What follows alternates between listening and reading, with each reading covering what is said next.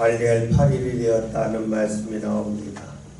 이스라엘 사람들이 말씀에 따라서 아이가 태어나면 8일째 되는 날 할례를 했죠.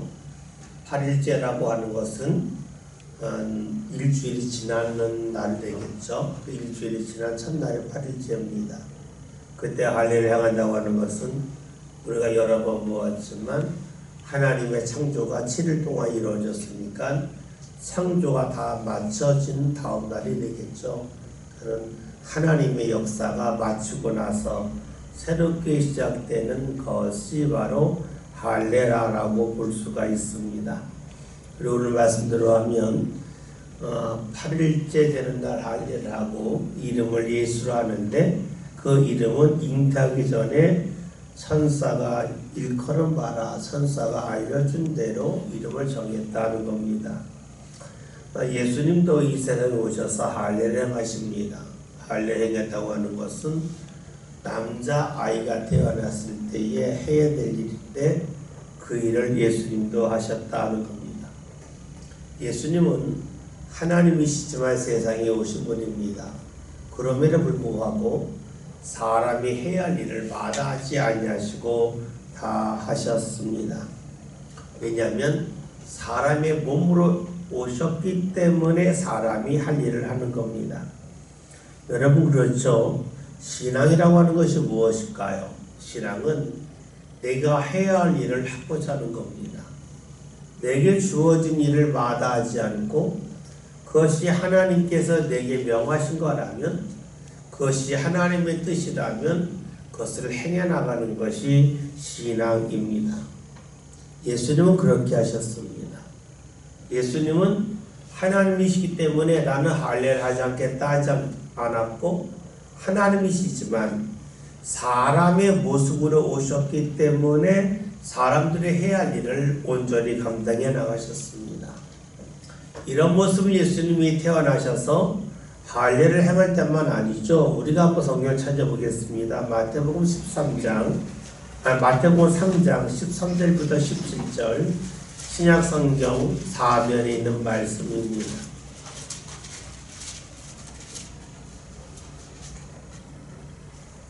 예, 마태복음 3장 13절 한 절씩 교독합니다. 17절까지 봅니다. 이때 예수께서 갈릴리로부터 요단강에 이르러 요한에게 세례를 받으려 하시니 요한이 말하기를 내가 당신에게서 세례를 받아야 하는데 당신이 내게로 오시나이까. 예수께서 대답하여 이르시되 이제 허락하라. 우리가 이와 같이 하여 모든 의를 이루는 것이 합당하니라 하시니 이에 요한이 허락하는지라.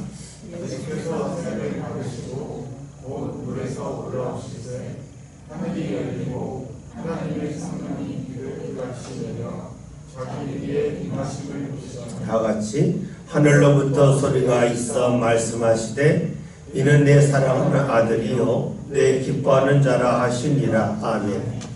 우리가 잘 알고 있는 예수님의 세례 요한에게 세례받은 말씀인데 요한이 예수님을 알아보고 왜 당신이 나에게 세례받아 옵니까? 제가 오히려 세례받아야지 않겠습니까? 라고 답했을 때 예수님이 하시는 말씀이 뭡니까? 아니라 이제 허락하라는 겁니다. 그리하여서 우리가 모든 의를 이루는 것이 옳다라고 합니다. 즉 하나님이 원하시니까 그 일을 하는 것이 옳다는 것이 예수님의 말씀이셨습니다. 예수님은 자신이 요한보다 높기 때문에 요한에게 세례받지 않겠다는 것이 아니라 하나님이 요한을 통하여 많은 사람에게 세례 베풀었기 때문에 예수님도 받겠다는 겁니다.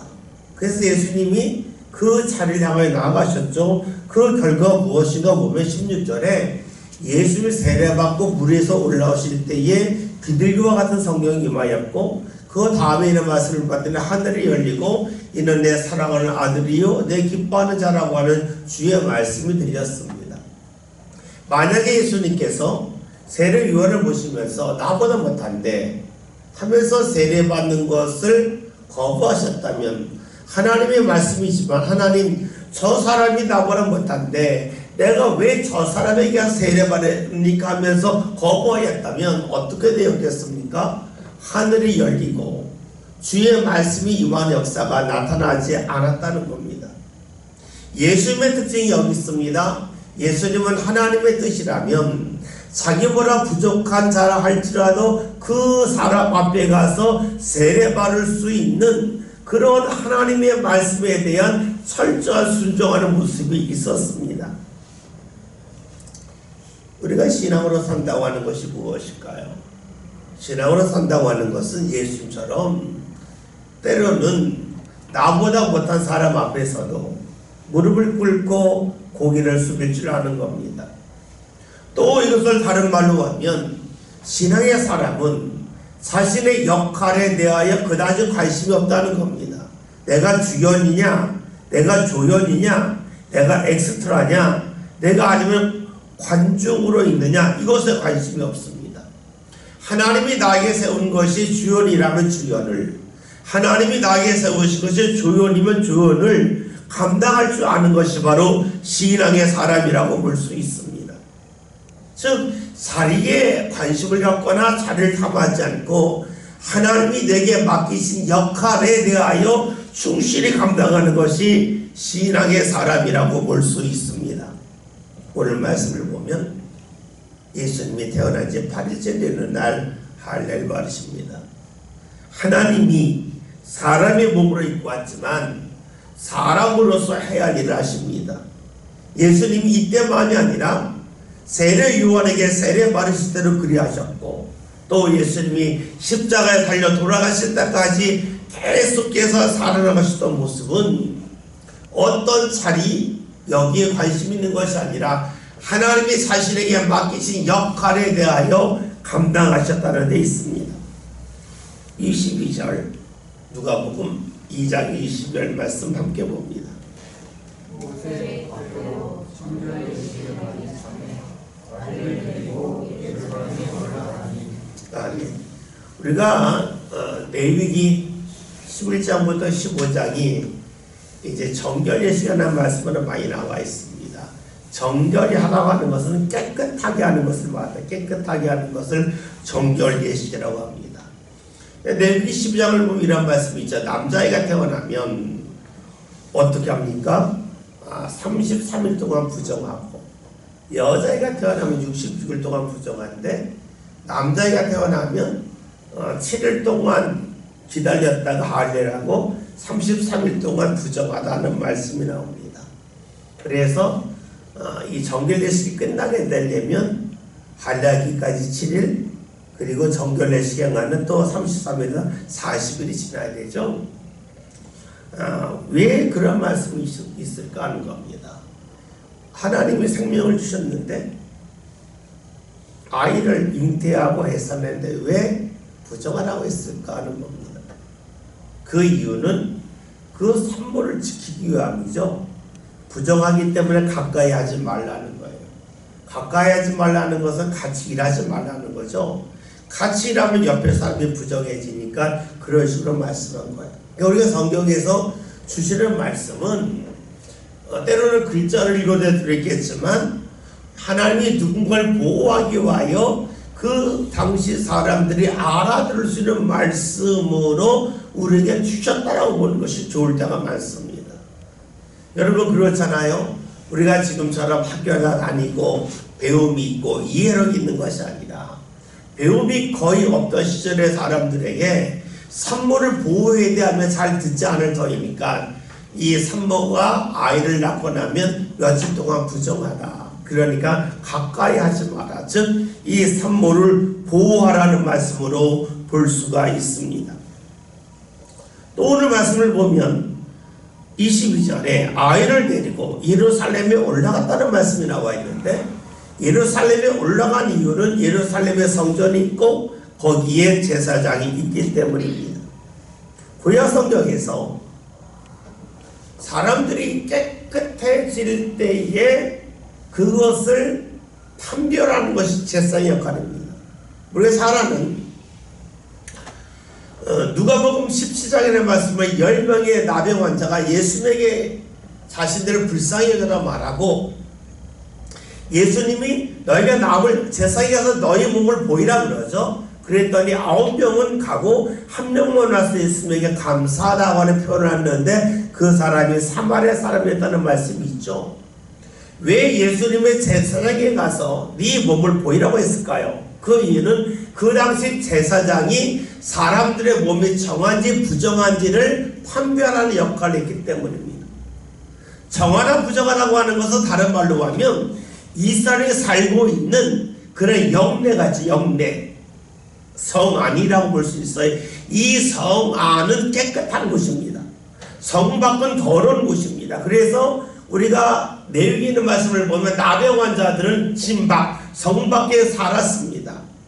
그리고 나병 환자가 안에 살면 성 안에 살았죠. 이 성 안에 살고 성 밖에 사는 것을 구별하는 역할을 제사장이 합니다. 여러분들이 레위기 25장을 보면 신연법에 관한 말씀이 있어요. 그 신연법에 관한 말씀을 보면 사람들이 자신의 땅이 있는데 또 집이 있는데 가난해서 다른 사람한테 그 집을 팔 때가 있어요. 이제 팔지만 신연이 되면 즉 50년째가 되는 해가 들어오면 그 집을 돌려주고 땅을 돌려줘야 됩니다. 그런데 성경을 자세히 보면 성 안에 살고 있는 집은 안 돌려주게 되어 있고 성 밖에 있는 집은 돌려주게 되어져 있어요. 그럼 무엇을 말하냐면 성 안은 도시가 되겠고 또 사람들이 볼 때 살기 편한 곳이 되겠고 거룩한 곳이라고 볼 수가 있어요. 이 거룩한 곳에 들어오고 들어오지 않고의 그 구별을 판별을 제사장이 합니다. 그런데 구약 성경에서 이 깨끗함에 관한 말씀은 상당히 중요합니다. 우리가 지난주에 보았 저녁 기도에 있었죠. 저녁 기도하면서 우리가 여호수아 3장과 4장이라는 말씀을 보았어요. 이스라엘 요단강을 건너는 것에 관한 말씀이었죠. 첫날 보았던 말씀이 하나님께서 세계를 허락하시는데 그 세계를 걸어가려 먼저 하나님의 말씀의 궤를 메는 제사장들을 따라가야 되고 두 번째가 제사장과 거리를 이총기하게 해서 말씀을 따라가지만 사람의 어떠한 자꾸만 모습에 연연하지 말라는 말씀이 나와 있고 마지막 말씀이 너희 몸을 스스로 성결케 하라는 말씀이 있어요. 깨끗하게 하라. 구약에서 계속해서 반복되는 말씀은 깨끗함에 관한 말씀이에요. 깨끗해야 하나님 앞에 나올 수 있고 깨끗해야 하나님 허락하신 은혜를 받을 수 있다 하는 말씀입니다.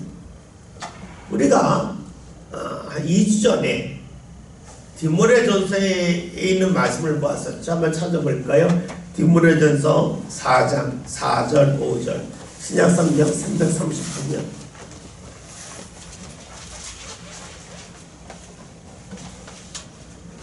디모데전서 4장 4절 5절 다 같이 말씀을 읽겠습니다.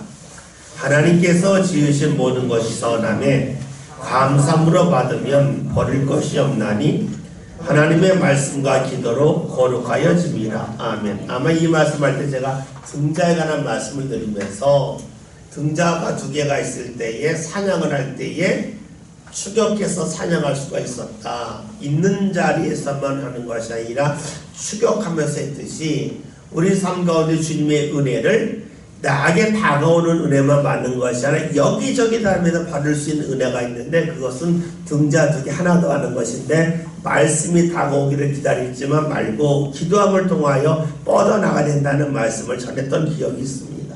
근데 오늘 말씀에서 말씀과 기도로 거룩해진다는 말씀을 달리 말하면 말씀과 기도로 깨끗해진다는 말씀이에요.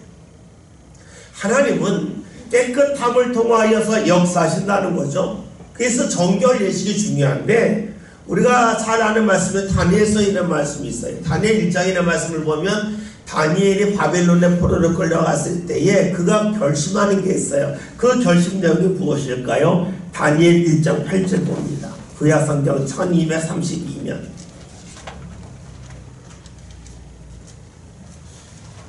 다니엘 1장 8절 구약성경 1232 232면 1장 8절의 말씀을 함께 보겠습니다. 말씀 보겠습니다. 다니엘은 뜻을 정하여 왕의 음식과 그가 마시는 포도주로 자기를 더럽히지 아니하리라 하고 자기를 더럽히지 아니하도록 환관장에게 구하니. 아멘. 이 말씀이 뭡니까? 자기를 더럽히지 않겠다, 자기를 깨끗하게 하겠다, 정결하게 살겠다 하는 것이었어요. 그럴 때 하나님이 역사하셔서 다니엘이 10일 동안 그 더러운 음식을 먹지 아니하였을 때에 얼굴도 좋아질 뿐만 아니라 그 후에 그의 하나님이 지혜를 불어넣으시는 말씀이 다니엘에 써있는 말씀입니다. 구약 성경에서 중요한 것은 어떤 말씀이냐면 깨끗함에 관한 말씀이 상당히 많습니다. 깨끗함을 통하여서 하나님이 역사하시고 하나님이 허락하신 은혜가 확대된다 하는 것이에요. 이것이 신약으로 넘어오면 이 깨끗함에 관한 말씀을 어떻게 해석할까요? 몸의 깨끗함을 넘어서서 우리의 영혼과 우리의 마음의 깨끗함에 관한 말씀으로 이어집니다. 우리의 마음과 영혼이 깨끗해진다는 말씀을 다른 표현으로 하면 우리 몸의 할례를 행하는 것만이 아니라 우리 마음의 할례를 행하는 것이 중요하다는 말씀으로 이어져요. 로마서 2장 28절 29절 볼게요. 신약성경 242면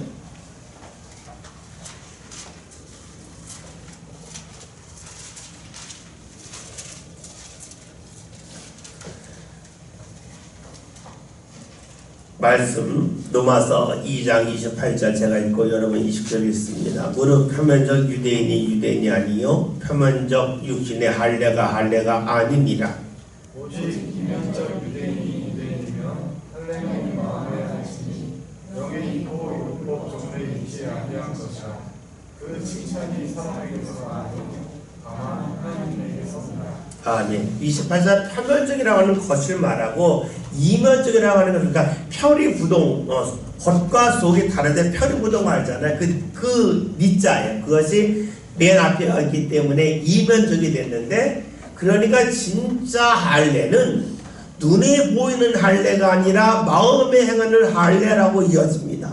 그러니까 구약에서 정결 예식이 상당히 중요한데 이 깨끗함을 통하여 하나님이 역사하시는데, 이 깨끗함에 관한 말씀이 나중에는 음식에 대한 깨끗함으로 이어지고, 이 음식에 대한 깨끗함이 다음에 시작으로 와가지고는 우리의 몸이 아닌 우리의 마음과 영혼의 깨끗함으로 이어집니다. 그래서 오늘 말씀 정결예식을 하겠다는 말씀을 통해서 여기까지 보았고요. 다시 누가복음 2장 23절 말씀 다 같이 함께 봅니다. 이는 주의 율법의 바 첫해 성삼 원장으로 주의 거룩한 자 그대로 아내를 주께 드리고. 아멘. 처음 것을 하나님께 드립니다. 처음 남자를 하나님께 드린 말씀은 여러분 혹시 어디 나온지 아세요? 여러분 그 성경책을 보면 여기 첫 해라고 하는데 기억이라는 이름자 있을 거예요. 있죠? 그 기억 밑에 보면 관조로 어리게 나온 출애굽기 13장이 나오죠. 여러분 출애굽기 13장은 어떤 말씀이냐면 6월절에 관한 말씀이에요. 6월절에 관한 말씀은 여러분 아시는 것처럼 애굽에 있는 모든 장자가 죽어요. 동물도 죽고 사람의 첫 아들도 죽죠. 그래가지고 그것을 막기 위해서 하나님이 지나가실 때에 문임방과 문설주라고 하는 문기둥을 말하는 거고, 문임방이라고 하는 것은 문지방이 아래니까 위가 되겠죠. 문 위와 옆에다가 양의 피를 바르면 하나님이 그 집을 심판하지 아니한다는 말씀입니다. 그러면서 처음 것이 원래 죽어야 되는데 죽지 않았다. 그러니까 처음 것을 하나님께 드리라는 말씀으로 이어집니다. 죽어야 되는데 살았기 때문에 그것은 하나님의 거라는 거예요. 그래서 우리가 출애굽기 13장 2절 함께 볼게요. 신약 구약 성경 102면 출애굽기 13장 2절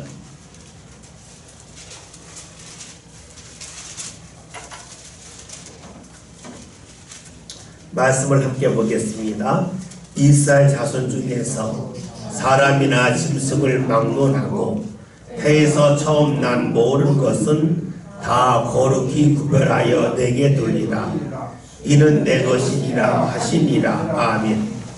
우리가 이제 성경 읽을 때에 제일 힘든 말씀이 이런 말씀입니다. 무슨 말씀이냐면 이 일은 이스라엘 사람들이 출애굽할 때 경험한 말씀입니다. 그러면 이 말씀이 이례적인 말씀일까? 계속적인 말씀일까 하는 것이 우리에게 중요한 과제입니다. 성경에서 이 말씀은 하나님께서 이스라엘이 출애굽하는 특별한 상황 속에서 하신 말씀인데 이 말씀이 이례적인 말씀일까? 아니면 반복적으로 우리가 따라가는 말씀일까 하는 겁니다. 우리가 지난주 저녁 기도하면서 첫째 날은 이스라엘 사람들이 말씀을 따라가는 것에 관한 말씀을 보았고 두 번째는 제사장들이 발을 요단강에 놓은 후에 요단강이 갈라지는 것에 관한 말씀을 보았고 세 번째 날에는 우리가 여호수아 4장이라는 말씀을 통하여 요단강 바닥에는 돌을 가다가 탑을 쌓아서 기념비를 세우라는 말씀을 보았습니다. 그래서 후일에 너희 자손들이 이것이 뭐냐고 묻거든 이것은 하나님께서 우리에게 이러이러를 하셨다고 알려주라고 합니다. 성경에서 하나님은 과거에 하셨던 일을 경험한 사람들이 경험하지 않는 후손들에게 계속해서 알려주라고 말씀합니다. 우리가 잘 아는 출애굽기 17장이라는 말씀 보면 우리 잘 아는 여호와 니시에 관한 말씀. 여호와 니시 아시죠? 하나님의 승리를 주셨다.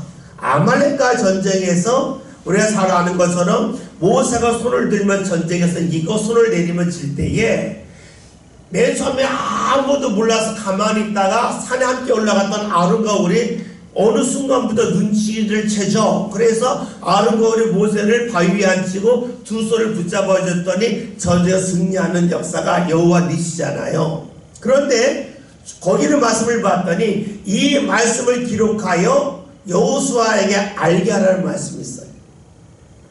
성경에 나와 있는 말씀의 특징은 과거에 경험했던 어떤 일들을 반복적으로 기억하라는 거예요. 왜 기억하라 할까요? 하나님이 과거에는 역사하셨듯이 지금도 앞으로도 역사하실 것이기 때문에 그래요. 만약에 성경에 나와 있는 말씀이 과거의 일회적인 사건이라면 읽을 필요가 없는 거예요. 그때 일이잖아요. 여호와 니시 하나님의 전쟁에서 승리하게 하신다는 말씀, 우리의 삶 가운데 승리하게 하신다는 말씀이 과거에만 있었던 말씀이라면 지금 나와 상관없죠? 읽을 필요가 없는 거예요. 그런데 성경에서는 반복적으로 그 말씀을 읽으라 그래요.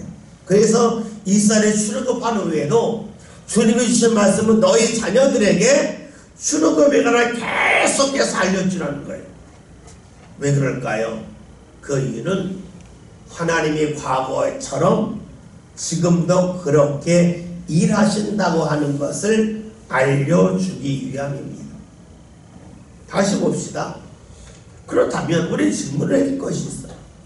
하나님이 첫 아들은 하나님의 것이니 하나님께 드리라 그랬어요.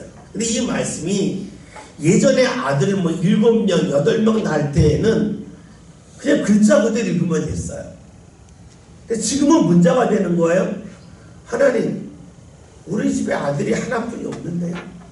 드리고 나면 남는 게 없는데요. 하나님, 우리 집에 딸만 있는데요. 또 이렇게 질문하셨어요. 큰아들 하나님께 드립니다 했더니 둘째, 셋째가 하죠. 하나님, 그러면 둘째, 셋째는 아무것도 아닙니까? 이렇게 읽을 수 있다는 거예요. 그래서 우리가 말씀을 읽을 때 중요한 것은 하나님이 주신 말씀을 글자대로 받아들이는 것도 중요하지만 하나님이 왜 그런 말씀을 하셨을까에 대하여 살필 필요가 있어요. 그래야지만 과거의 말씀을 오늘 나의 말씀으로 붙잡을 수가 있어요. 이것이 우리가 신앙생활할 때에 꼭 붙잡아야 될 일이에요.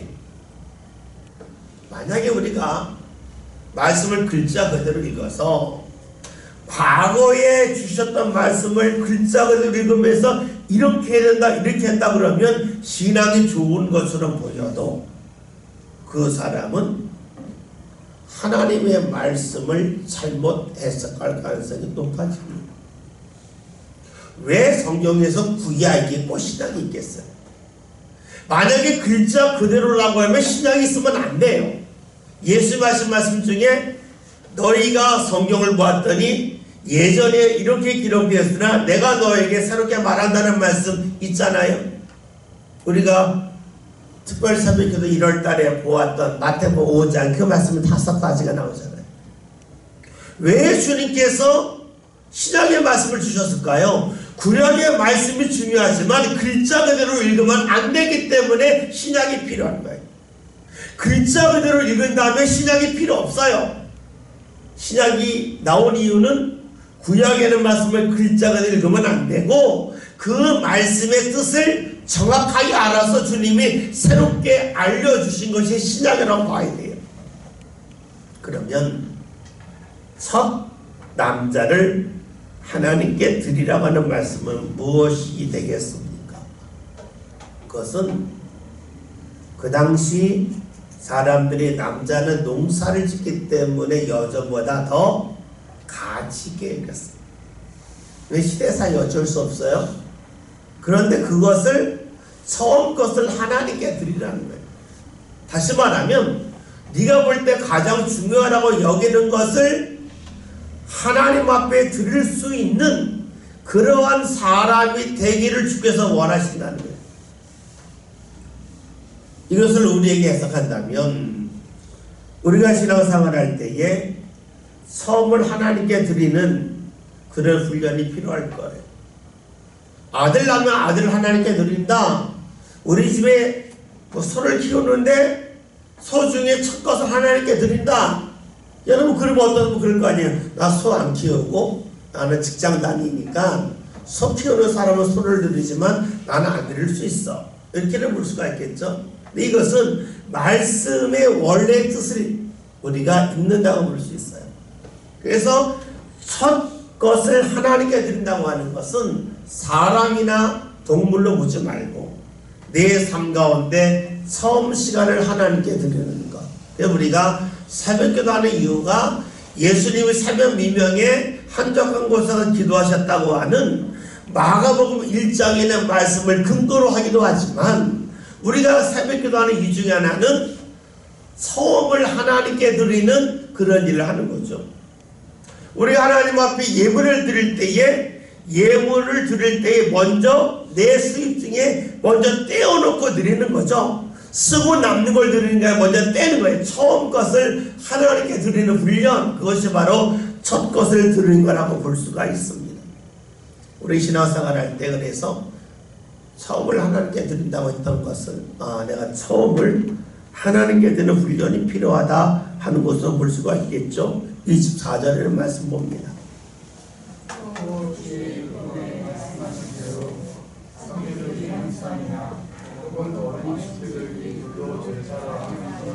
아멘.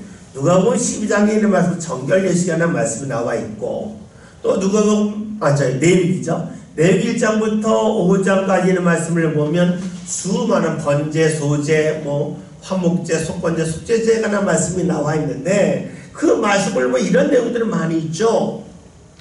소와를 드리거나 아니면 양과 염소를 드리거나 그것도 부족하면 집비둘기를 드리고 그것도 부족하면 어떻게 해야 산비둘기를 잡아사라로 하나님 앞에 제사를 드리라는 거예요. 하나님께서 원하신 것은 너희가 생활이 어려우니까 난 안 해도 내가 아니라 어려우면 어려운 형편에서 할 수 있는 범위에서 하나님 앞에 나와서 번제 또는 화목제, 속건제, 속죄제를 드리길 원하셨다는 거예요.